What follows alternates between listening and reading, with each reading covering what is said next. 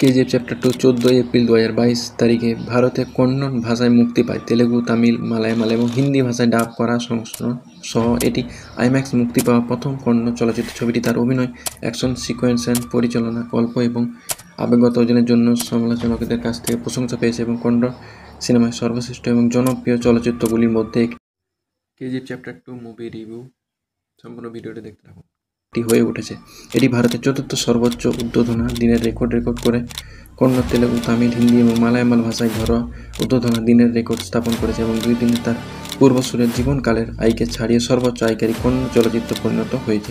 এটি বিশ্বব্যাপী 1190 থেকে 1250 কোটি টাকা আয়ের সাথে কেজিএফ চ্যাপ্টার 2 বিশ্বব্যাপী 2022 সালের তৃতীয় সর্বোচ্চ আয়কারী ভারতীয় চলচ্চিত্র, 2022 সালের সর্বোচ্চ আয়কারী চলচ্চিত্র, বিশ্বব্যাপী পঞ্চম সর্বোচ্চ আয়কারী ভারতীয় চলচ্চিত্র এবং ভারতের তৃতীয় সর্বোচ্চ আয়কারী চলচ্চিত্র।